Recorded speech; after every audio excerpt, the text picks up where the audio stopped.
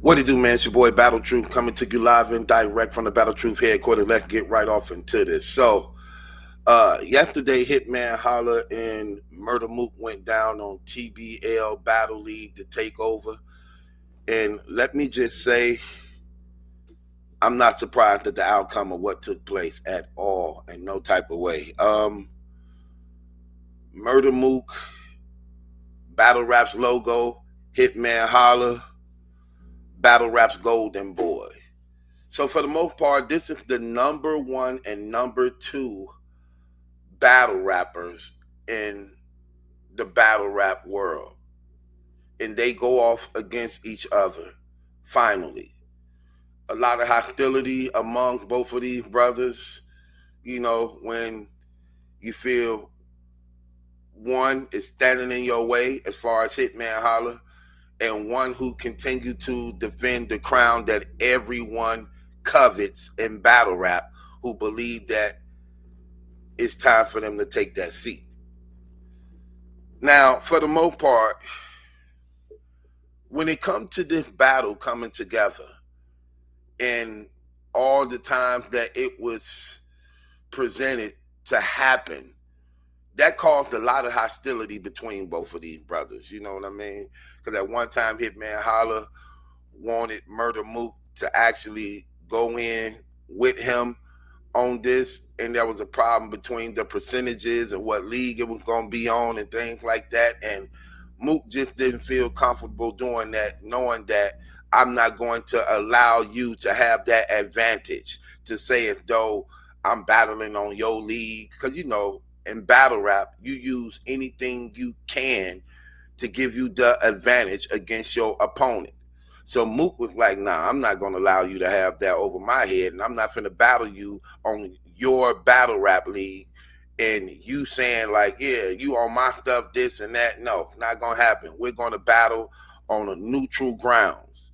Hitman also was just saying like, Mook, why do you always want to take battles in New York and your background, your playground and your backyard? You never like to step outside your comfort zone to actually tread upon waters and other places where you don't have that advantage. You ain't as good as you really think you are when you find yourself stepping out of your background, your backyard, and going someplace else where you see that people view you differently outside of New York. Well, the battle took place in Houston on neutral ground for both MCs, and the outcome was very tragic. Very tragic. Can't take away, here's the thing, man. I'm not surprised at what happened. We all knew that Mook was the favorite going into this. Though Hitman Holla get a lot of credit for performance, lyrically wise, the battle rap community never see him as a top battle rap MC when it comes to lyrics. Mook, on the other hand, has always been credited for being one of the battle rap's best lyricists. However, he lacked the performance.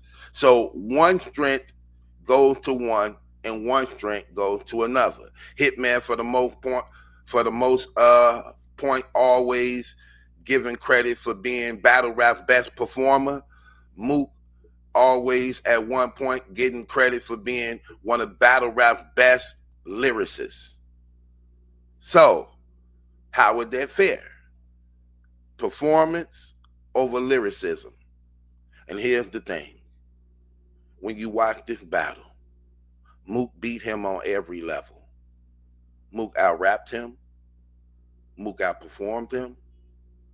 He was very comfortable and had an agenda. When you look at his mentality in the battle, and MCs know, MCs and lyricists know their material compared to what they're hearing from you. And a coin toss is very important in battles like this. And what you present is very important in battles like this, that you actually seeing happen and take place during this battle. Like when Mook won the coin toss, I'm like, okay, that's an advantage for him. Because the advantage in that is while your opponent is rapping, you have 3 to 4 rounds already memorized. And it's like countering what you're listening to.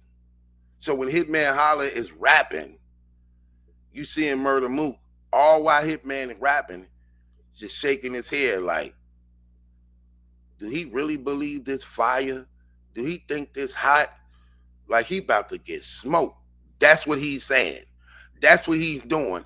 Shaking his head, listening to his material, knowing like, you know what? I'm going to hit him with this round. I'm going to hit him with this round. And he couldn't wait for Hitman round to be over. See, you know as an MC, listening to the other person's material like, oh, you about to get smoked if you being fair and honest with yourself. And that's what you saw what happened in that first round. When Hitman was rapping in that first round, and I'm looking at Mook, and I'm paying attention to his demeanor as Hitman is rapping, and he sitting there pacing the stage back and forth, shaking his head like, nah, that ain't gonna do it. That ain't gonna get it. I already know, because I'm a rapper myself. I already know. And you know, I used to battle rap. You know what I mean? So you already be knowing. You listen to that material, you're like, oh, you done. Oh, that's what you came in? Oh, you in grave danger, partner. You know, Loaded Lux. That's what he was doing. He heard that. He was like, crazy thing about it is when I heard it, I'm like, no, he done. He done. You can't come battle that man saying that stuff like that. It was very average. It was very average.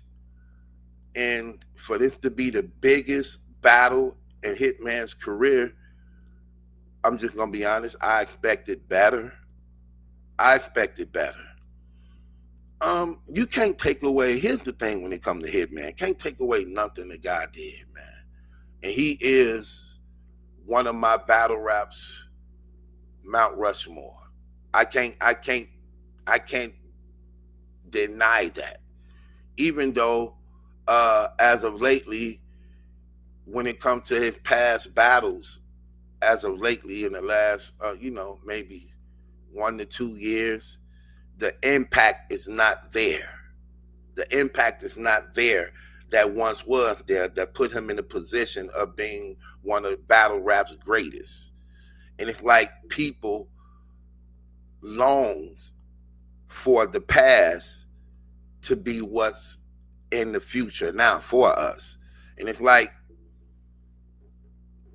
what made Hitman great, what made him great to be considered as one of battle rap's greats was his hunger, his will, his desire to want to be heard, to want to be in the conversations of the greats, to be among the ranks, to be in position of power going up against top battle rap opponents by which everything counted and mattered, at a place where you wasn't comfortable financially to actually risk not showing up. See, that Hitman is what won the hearts over on many of the people in battle rap to actually to where he at right now. That's the problem. The rich Hitman don't come close to the struggling Hitman who actually made it his business to do everything he possibly could to get in those doors of success. We don't see that no more. The comfortable Hitman, I don't even like the approach, because it's like now, and I don't know if bro be paying attention to what's being said, and I know some bloggers ain't articulate enough to actually properly explain this. The material is definitely different than how it once was. The Hitman that's now comfortable, that own things and in a position to not worry about his bills and, living a life touring all over the country, that Hitman that hitman don't have the passion of greatness that he once had when he was on the come up. The material is more about cars and money and jewelry and what you can't afford, what I do got, and that wasn't how he rapped before becoming successful. Before he was successful, the way that man would rap, you understood his pain. You related to the struggle. You understood his walk of life, by which most of us have that common ground of relating to what he used to say, that made us felt it. And then it put him in a place of greatness. This new hitman, it's hard to relate to you, bro, because it's always about money. Like, for instance, in this battle, he like, hey, Ivo, cut off the lights and let them see how my diamond shine. And Avocado cut off the lights, and he pulled out his chains and rings to, I guess, let them glisten in the dark, which diamonds really can't do in the dark because they need light. So I don't know who put that together like that. So they wasn't glistening. I'll just give you the real. Like, you look at the footage, I'm like, who came up with that? Diamonds need light. Like, I don't care what jewelry you got. If there's no light, there is nothing for it to reflect on, sort of like the moon. Like, the moon don't have its original light. The light that comes from the moon comes from the sun. The sun gives the moon the light that we see. Diamonds can't shine in the dark.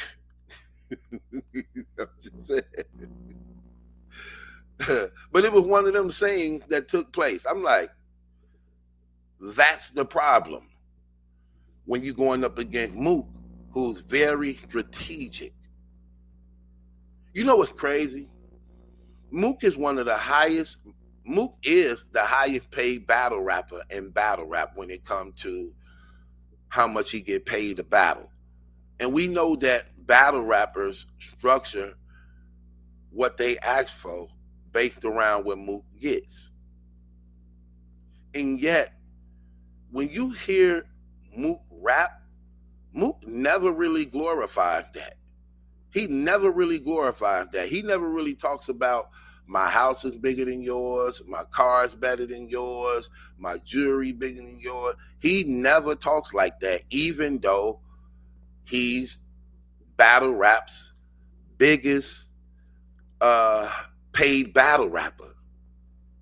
Even though he could, he never uses that to his advantage. And in his battling and how strategic he is in it, as strategic as Mook is, when you know that man coming to rap, and every round is strategically crafted to go against you, you have to know your opponent. You have to know that that man is deadly like that. And that's one of the reasons. Here's the thing that's crazy. When you was listening to the face-off going back and forth, this the part I don't get. When battle rappers want to battle Mook, it seems like it's like a repetitive conversation that they say, but you forget you're talking to a battle rap community who's aware of the history. They be saying stuff like, oh, Mook trash. Oh, he ain't been good since this and that. Oh, he can't do that. But then there's this urge of wanting to battle him. Like, how do you build yourself up to battle somebody who you believe is trash and garbage and ain't really as good as the battle rap community say he is? When you know, for the most part, this battle rap community is not going to put a person in position of greatness and elevation if they're not good. Let's just be honest. When the majority of the culture considers you as being that dude, you have to be doing some type of damage, putting in some type of work to be considered that. And it'd be crazy how I be hearing battle rappers say certain things, but it don't be true pertaining to what he been doing. Now I get it in the beginning when he was gone for so long. Remember, he was gone for so long and he wasn't really rapping like that. And he was just being a spectator on the sideline at one time. I get that argument then. But that's been so many years ago. You can't use that.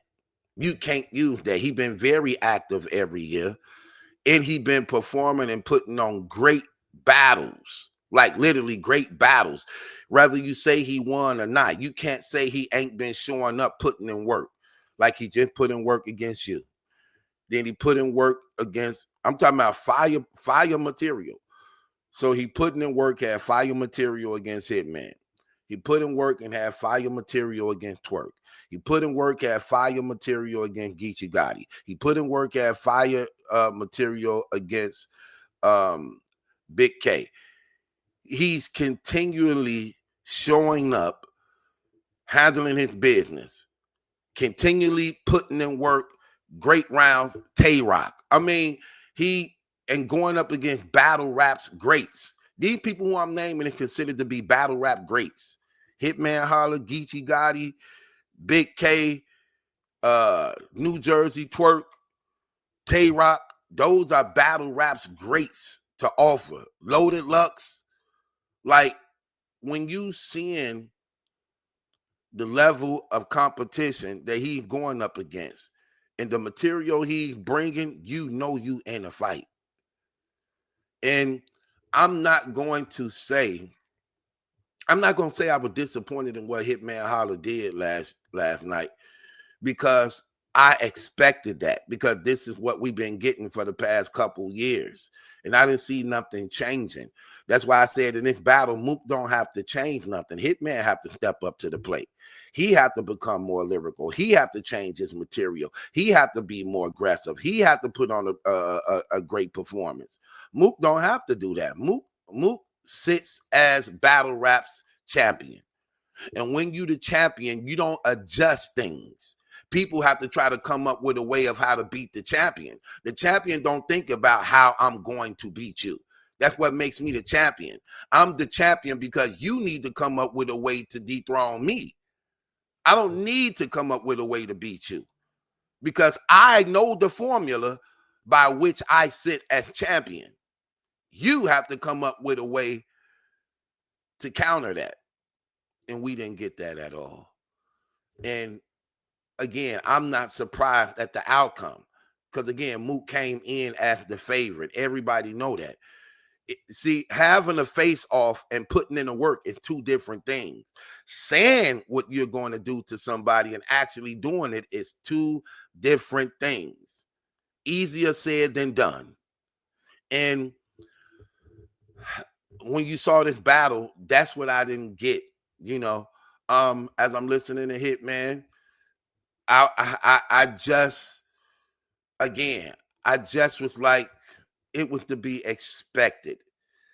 Using the same angles everybody was using, and using the same thing. Math off a pistol whip you. You did a song with him. T-Rex said, I'm not Mook. What do that mean? Like, the same thing everybody continue to say. The same thing. Like, literally the same thing. The same way. No, that ain't how you come into a battle like this against Murda Mook. Too much explaining and not enough letting off rounds. That's how you compete against a person like Murda Mook. You can't play his game.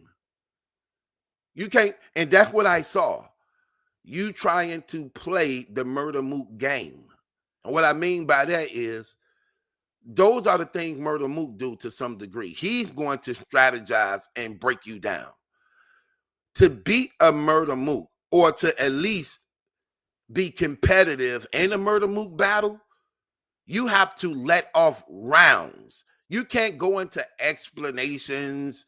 You can't go into historical things that was once said.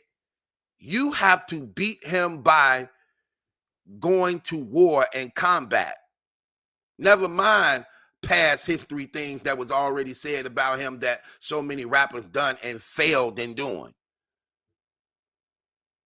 You have to come at his neck and do not waste bars.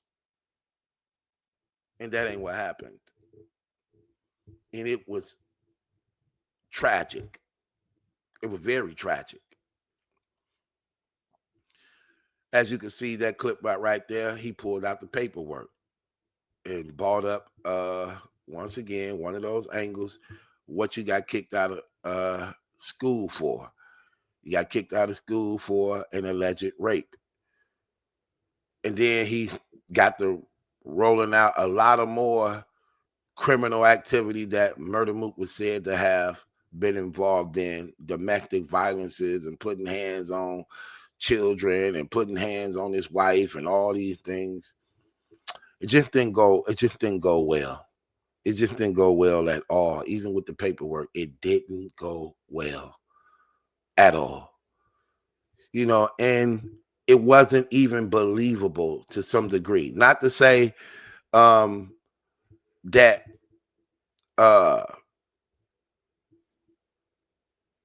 not to say that it wasn't a good angle. It just wasn't put together well. When you're trying to convince the battle rap community that what you're reading is true. Like, for instance, in that paperwork, he mentioned and said, the paperwork reads, he beat his daughter half to death. He beat her half to death and don't have one charge. Man ain't got not one felony on his record, but he beat his daughter half to death. That was literally what he said.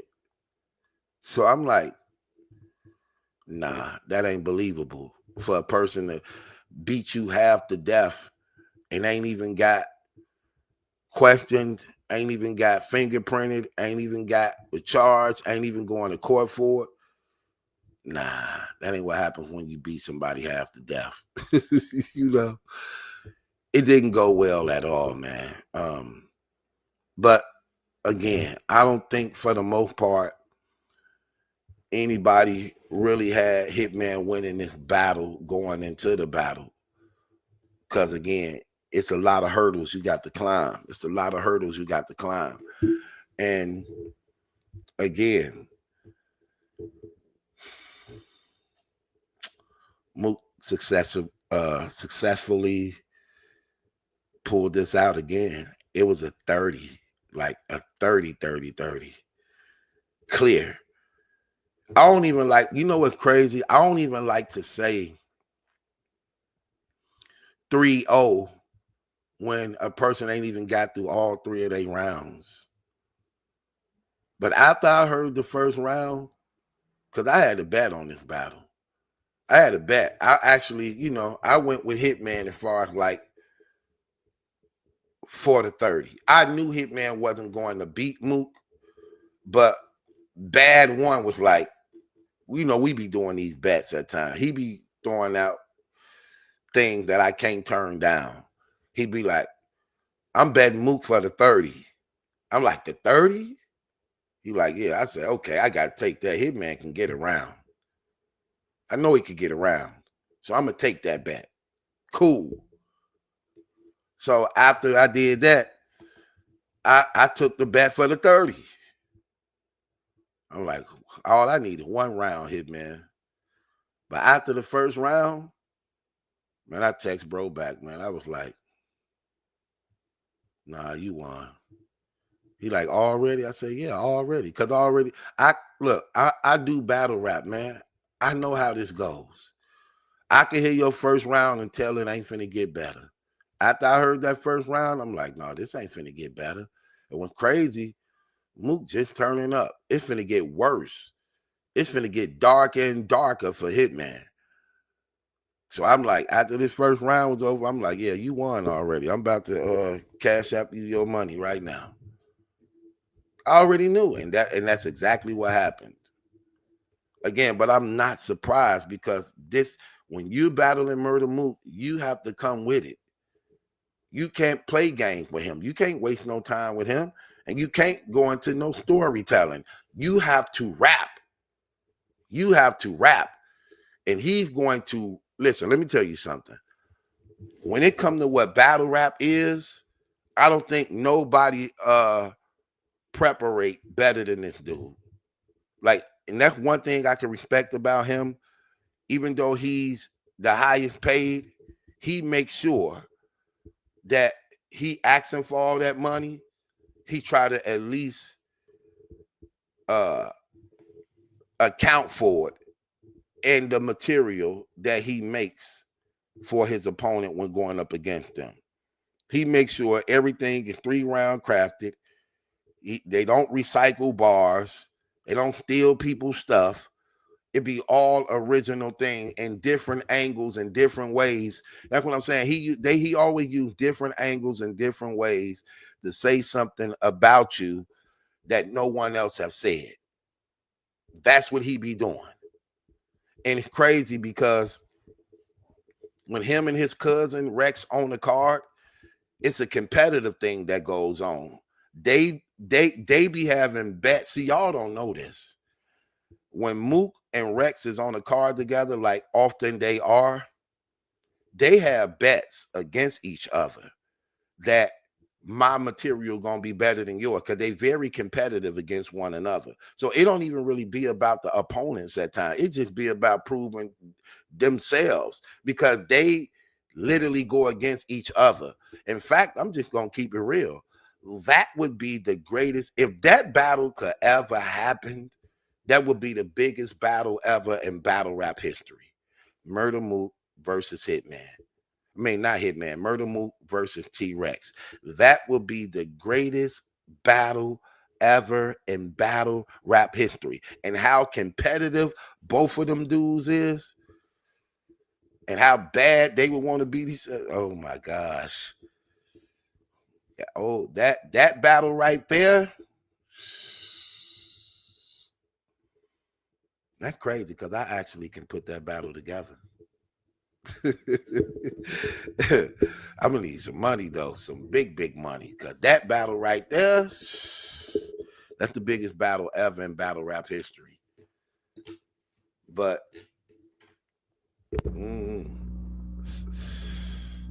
certain people probably can't get that done. But with that being said,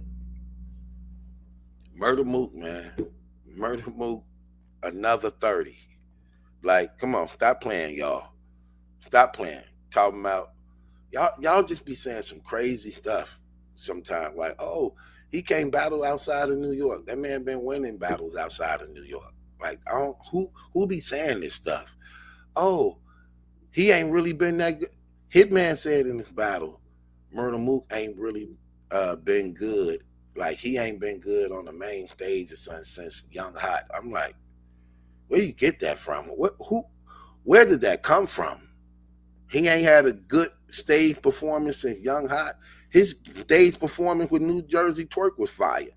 Big crowd. His stage performance with Geechee Gotti, big crowd. Fire. Like I don't be getting it. Like, in those recent battles, those ain't long time ago battles. So I don't know, man. I don't know. But again, this is what makes him who he is. In order to beat a man, you got to beat the man, you know? And like so many others have tried and failed, who next? Like, listen, and the man is getting more and more comfortable. That's what's crazy. Mook's still 30 in people and actually beating people bad and still trying to get it together. Do you know that? That's crazy. Do you know he's still trying to get it together and still beating guys who got it together? That's what's dangerous about how he went in these battles. That he's still trying to figure it out in this era of what's going on and still winning while trying to figure it out against the greatest that got it figured out. Ain't that something? So yeah, it was a 30, man. It got dark up there, man. It got real dark up there, man. But I commend Hitman on one of the things I always commend Hitman on too, man. His sportsmanship, man. I love his sportsmanship, man. And what I mean by that is he don't sabotage battles. You can say whatever you want to say. He understands what comes with it.